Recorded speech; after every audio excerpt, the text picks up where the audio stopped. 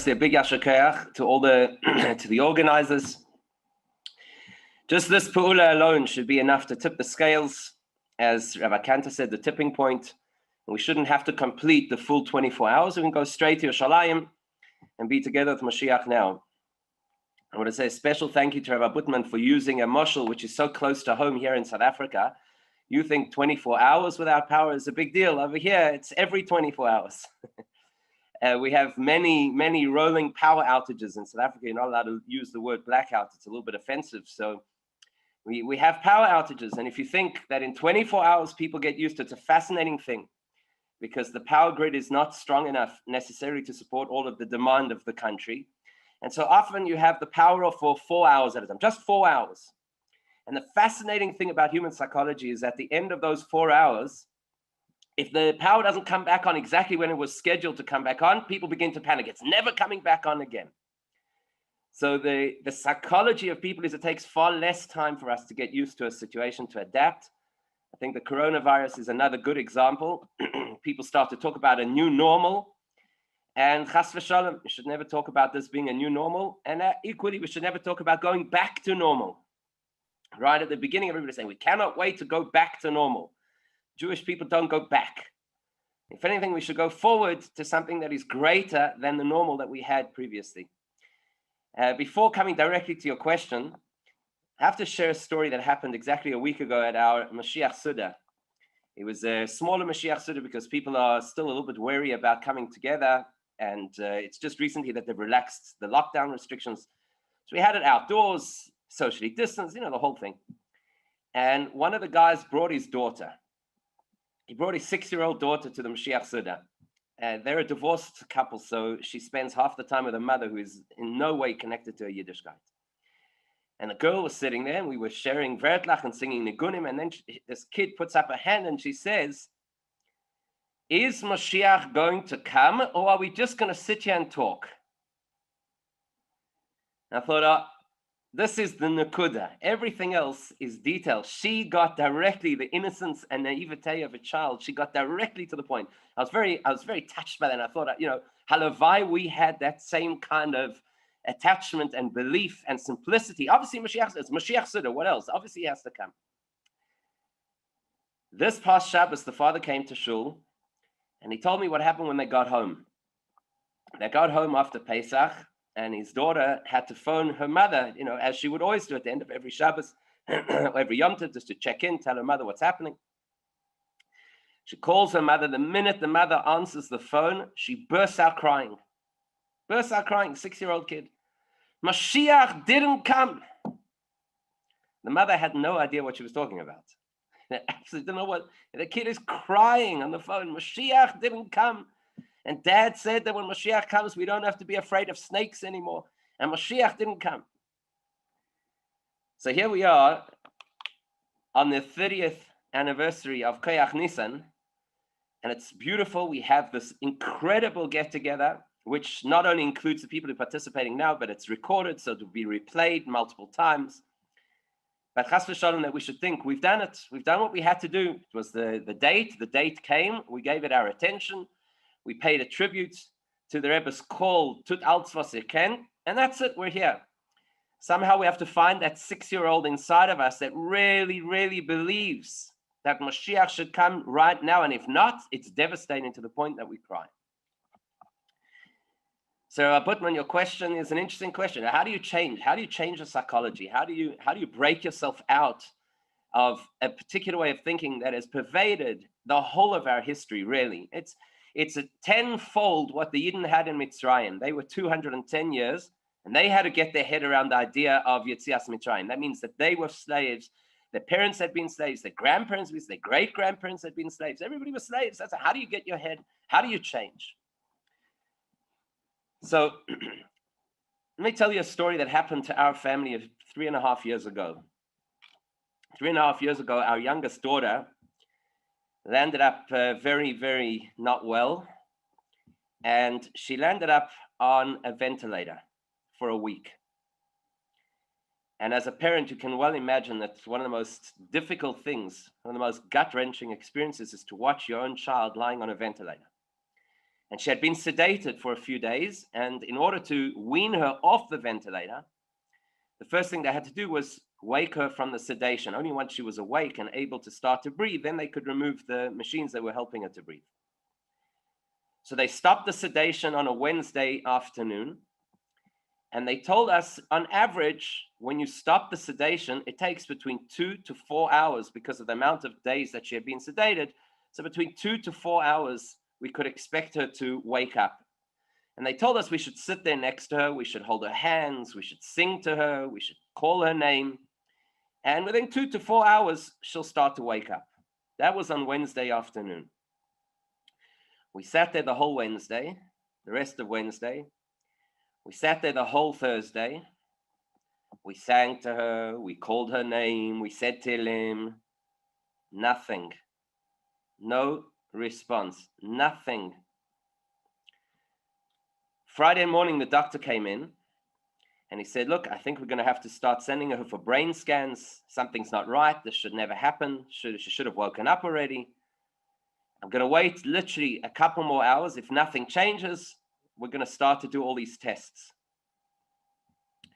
Needless to say, obviously, we were very on edge. And we continued all the things that they told us, calling her name and singing and saying Tehillim. And so it went through half the day on Friday. And then without any warning, without any introduction, without any clue that anything was going to happen, the next thing, she opened her eyes. And from there, her recovery began very, very quickly, in fact. So I was thinking to myself afterwards, this was just over a week before the Kinus HaShluchim that year. So a few days later, I had the opportunity to stand at the Oyel. And a couple of days after that was the Kinus. And I was thinking then, it was the first time I had an opportunity to reflect on it. So I was thinking, there you are sitting. The doctors told us, here's the time frame. This is the time frame by which your daughter should wake up. And it didn't happen. And not only did it not happen, the doctor started to doubt himself. The doctor started to believe that something was wrong, that the process wasn't going to happen. But we couldn't have that doubt. We had to have absolute bitachon. We had to have absolute confidence that she was going to wake up. And so we continued. We didn't go home and say, well, come back, call us when she wakes up. Or the doctor said 4 hours, and that's it. It's 5 hours now. We're giving up. Sorry, it's not happening. We didn't have a choice because it's negeya b'nefesh. It's something that you care about at the core of your being. You don't have a choice. You cannot give up. You have to believe absolutely, because there are things happening inside her body as it's flushing out the sedation that we're not able to see with our eyes. And just because we're unable to see those things doesn't mean they're not happening. And I felt that was a pretty powerful mashal for the idea of the Rebbe having told us that we're living in Yemois Moshiach, and Moshiach is here, and we just have to open our eyes. And the idea that everything is done, and kol kitzin. And then we say, okay, so you said that, so we're supposed to wake up, right? We're supposed to wake up. And then, in the blink of an eye, 30 years go by, and people turn around and they say, what happened? The Rebbe told us a Gulf War that was more than 30 years ago. The Rebbe told us about the collapse of communism 3 decades ago. What happened? When are we waking up? And you start to feel, who says we'll ever wake up? Chas v'sholem. People start to think that way. People start to use all kinds of expressions that we should never use. So the difference between us sitting at our bed, the bedside of our daughter in hospital, and we as Hasidim, is that in our scenario, the doctor didn't know what to say. And he couldn't show us, look, here is a sign, and there is a sign, and this is how you should think.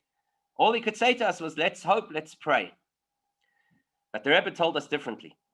The Rebbe told us this is what you need to look for. This is how you wake up. You don't just sit back waiting to wake up. This is how you wake up. We had a conversation in our Chabad a few years ago. It was a really interesting Farbrengen where there were guys sitting around the table. Many of them are not Shomer Shabbos necessarily.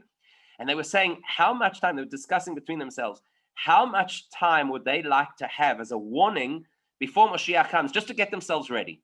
How much time do they need? It was really interesting. This person said he needed a month. That person said, one guy put up his hand and he said, I just need 5 minutes. Just give me 5 minutes warning that Moshiach's coming and I'm good. And subsequently, this was already a few years ago, subsequently, he often says to me, Rabbi, just remember, I only need 5 minutes. Just give me 5 minutes warning and everything will be fine. Sometimes you see the pashata emuna of our chevra, like we're over sophisticated and they really believe this stuff. We tell it to them and they believe us. News, Moshiach coming, we're just going to talk.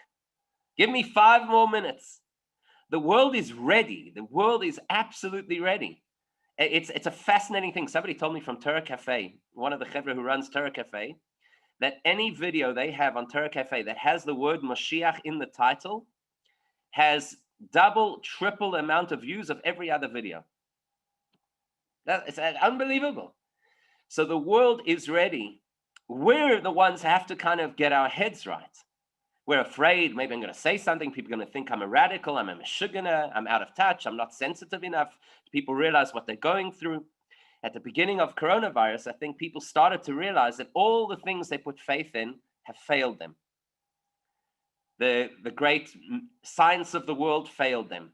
The great political parties failed them. The great world economy failed them. And so we're the only voice that could tell them, listen here, this is, the Maharal has a very interesting insight in Perek Chelek, where it has all of the different predictions, what's going to happen before Moshiach comes. The Maharal asks a simple question. Why are so many of those predictions so negative? Right? What does it say is going to happen? Tichle pruto min hakis. No one's going to have any money anymore.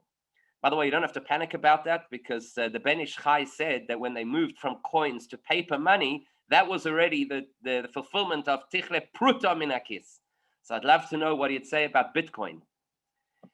So why does it say there'll be like this economic collapse? Malchus tehafech leminus. Minus, the Maharal says, a min is meridim v'loi malin. It means he's not even alive. The whole malchus, the whole governing entities of the world will collapse completely before Moshiach comes. Why? Why does that have to happen? Why does it say, Bas kama be'ima kala b'chamoisa, that a daughter will stand up against her mother and a daughter-in-law against her mother-in-law? Okay, big deal. What do you think? That never happened before? Look, you will see when you vamos, you see tzoros, mothers-in-law, daughters-in-law. I think it's the daughter-in-law, like in the royal family. That's the siman of Moshiach. Kala b'chamoisa. So why does there have to be all of this collapse? The Maharal says because the principle of all real growth is yesh v'ayin be'emtza. That the entire infrastructure of the world as we know it has to collapse to make way for the new and radical infrastructure of the time of Moshiach, which will be a completely different reality. So it's like we learn in Chassidus about the idea of nar dinur, the idea of breaking down soisar amanas livnois, that in order for the world to be ready for what's coming next, everything that we know and that is familiar to us and that we have relied upon collapses. And then once that collapses, then you could build something which is be'ein aroich, completely different. So when we talk about this idea of how do you change a mindset, it's interesting. There are 2 ways to change a mindset. The first way is there's a sur meirah, break down all of the trust that we used to have, al tiftuchu b'nedivim, all the trust and belief that we used to have in the wonderful, great systems of our world. And I think we're a little bit more susceptible to it as Lubavitchers, because the Rebbe encouraged us to use technology and to see the Zohar Noach about how the wisdom of, what do you call it, of the world is going to be a forerunner to Mashiach.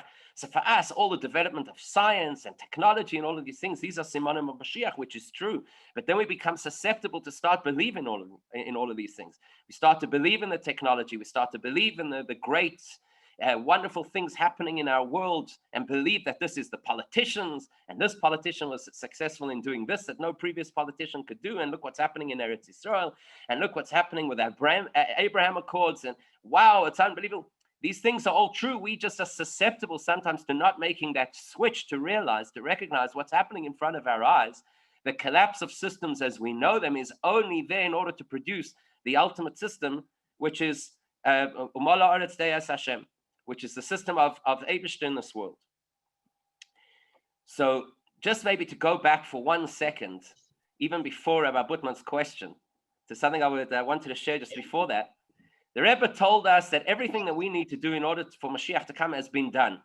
even to the point that avodas habirurim is already complete. And many people have a difficult time with that. What do you mean avodas habirurim? What exactly you talk about? How can avodas habirurim be complete? Does that mean we don't have to be mekadesh atzmei memutalach? What does it mean? So what did the Rebbe say? The only thing left is lekabel pnei Moshiach b'poel mamash, to actually be mekabel pnei Moshiach. So let's use a mashal that we could relate to. The mashal is you're having guests for a Shabbos. Okay, maybe half of the crowd, the Ezras Nashim, might relate to this a little bit better than the other half of the crowd. So you're having guests for a Shabbos, right? So the guests are supposed to come at a particular time. They're coming to stay the whole Shabbos with you. So in order for you to be ready for the guests to come, you have to go to the shops. You have to buy the things that you need. You have to cook. You have to prepare the room that they're going to be staying in. You have to make sure that you're ready for Shabbos, that you've taken a shower, etc., etc. By the time they ring your doorbell, that's the time you have to be mekabel pnei your guests. At that point in time, what are you doing? You say, "Oh, hang on a second, come in." And while you're bringing them through the door, maybe some people feel this is a bit too close to home, but while you're bringing them through the door, so you're quickly rushing, putting the last things together in the kitchen. No, make yourself at home. You rip something off the couch before they could sit down because you didn't prepare it properly. No, sit over there. Actually, don't sit there. Sit there. Your room is almost ready. Just put your bags in the hallway. In the meantime, we're nearly there. That's not Kabbalah's panim. Kabbalah's panim means all of those things are ready. All of those things were taken care of before. Kabbalah's panim means that when they walk through the door, you are ready to greet them. You're ready to usher them with your full attention. You're ready to speak. You know who your guest is, so you know what kind of things they're going to be interested in. So you're already kind of thinking along those lines. You've made the kind of dishes that you know that they enjoy, etc., etc. Or maybe to use the other mashal that I used before. When we had our daughter lying over there on life support, we didn't have anything to do. That was the medical team's responsibility. They're the ones who had to make sure that she was on the right medications, that they were monitoring her vital statistics. Our job was that the minute she would open her eyes, we would be there to be mekabel. What does it mean we would be there? We didn't have to do anything. We just had to be us. We had to be her parents. That's what we needed to do. We had to be, in other words, Kabbalah's Pnei Moshiach is no longer about what we do. That's avodas habirurim, what you do, how you tackle the world, how you change the world. Kabbalah's Pnei Moshiach is now a question of who we are. Who are we? So do we do things? We do things. We make, we do our token Moshiach thought at the end of Shachris every morning for the minyan, or we do whatever. We get together. We have a fabrengen in honor of Moshiach. These are the things that we do. Kabbalah's Pnei Moshiach is a question of who we are. Who are we? And who we are reflects in how we look at the world, how we read the news, not suggesting necessarily that you have to read the news. There's another interesting debate we had a few months ago in our Chabad. Somebody was very upset at me when I said, you don't have to watch the news. He said, what do you mean you don't have to watch the news? How will you ever know what's going on in the world? I said, that's why I have you. You'll tell me what's happening in the world. Guaranteed, everybody over here will, for sure, you get the WhatsApps that tell you everything that's happening in the world. The question is not to read the news. The question is to know how to read the news. I think it's really fascinating. If you go back to the Sichos in Nun Aleph Nun Beis, you'll see a number of times, particularly when the Rebbe spoke about the collapse of communism, and the Rebbe spoke about the Nuclear Non-Proliferation Treaty in the United Nations, Mishpatim Nun Beis, etc. You'll see so many times the Rebbe uses the expression that all of these events are me'ein dugma v'achana for Moshiach. And I'm not sure we pay enough attention to that. Because people get stuck and they say, 30 years ago, there was a Gulf War, therefore Moshiach's coming now. Okay, shkoyach. There are a good portion of Lubavitchers today who were not even alive at that point in time. So how does it talk to me? How does it relate to me that 30 years ago, the Berlin Wall came down? What does it mean? So if you have a look, and the Rebbe uses this expression, that me'ein dugma v'hachana, that's the Rebbe teaching us how to open our eyes, how to wake ourselves up out of the slumber of Golus, how to change a mindset that has been in place for 2,000 years. To know how to read events that are happening in the world in one of ulai yeshloimar, in one of three ways. The things that are happening in our world, either they're a me'ein, this is already a taste of Moshiach, like the Arizal says on the pasuk Toyamer Chaim Zochu, that just like you taste the food of Shabbos on Friday, you already taste the inyanim of Moshiach even before the Geula. So either it's a me'ein, certain other things are already a taste of what life is going to be like when Moshiach comes. Like the Rebbe said with the Russians coming to Israel, is a me'ein of kibbutz golus. It's a main, it's a taste of what Kibbutz Goliath is going to be like. Or it's a dugma, it's an example in our world of how things will be in the time of Moshiach. An example, not to say chasron, that's how that technology, for example, is how it will be in the time of Moshiach. It's a dugma, it's an example. So when you have a look around and you see that there's this big, huge controversy now around the CRISPR babies that were produced in China using genetic engineering, but then at the same time you see that they're saying that this is a technology that they're already going to start to use to cure certain diseases. Or when you read about the University of Illinois that were able to produce tobacco plants that grow 40% larger than normal plants. And the next thing they're doing is applying the technology to potatoes and soybeans, because this will help solve the food shortages in our world. So that's a dugma. That's an example of what things are going to happen in the time of Moshiach. And then other things are a hachana, like when the Rebbe spoke about the Gulf War, that was a hachana. Nobody would say that the Gulf War is a ma'ain, that a war is a ma'ain of Moshiach. It's a hachana, certain things that are there to prepare our world in order that we should be ready for Moshiach. And that's how we're supposed to look at the world, to see which, because everything that's happening, the train has left the station. The process is already in play. It is impossible for it to turn back. It's not that the Rebbe said halavai or bimheira v'yomeinu or all these wonderful terms that people use that mean very little. The Rebbe said this is happening and we have to open our eyes, and we're living in the time of Moshiach. So every single thing that we encounter is either a me'ain or a dugma or a achana to Moshiach. That's how we have to look at the world. And if we're able to train ourselves that way, then we are ready to be Makabel Pnei Moshiach. And this is who I am. This is not something I do. I'm going to do another mitzvah. We're going to say a capital tilim. We're going to be Mekar Vayid or whatever. This is who I am. This is how I live. This is how I see the world. If I could just maybe round off with a story that happened. It's one of my favorites. So a few years ago, there was a big unity Shabbaton here in South Africa, and they had representation from every Jewish organization, every Frum organization in the town with 200 students. And Motzei Shabbos, they had a big panel. Everybody sat on a panel, and anybody could ask any question they wanted. And the MC went down the line, so everybody had a turn in order to answer the questions. So we went all the way down the line, like 2-3 times. Somebody put up their hand and they said, I have a question about Moshiach. So the MC, who was a Litvischer fellow, immediately turns to me. I was only Lubavitcher there. He says, Rabbi Shishler will answer that question. Why? Because it's absolutely clear that that's who we are. It's not what we do. It's who we are. We are the people of Moshiach. We are the people of Geula. We have to be those people. And that's what we could do to ensure that we're not lecturing the rest of the world about Geula. We're not lecturing the rest of the world about Moshiach. We're living it. We're living it because we're ready. Okay, maybe some people still need 5 minutes warning. Okay, Mela. But at least in 5 minutes, I have a plan that I know I could be ready for Moshiach. Mitzvah Hashem, just in the schus of the achdus of this amazing event, that alone should be the final catalyst that we should be able to be together with our Rebbe, the Matan V'Asar Tvochim Hu Yigoleinu L'Chaim.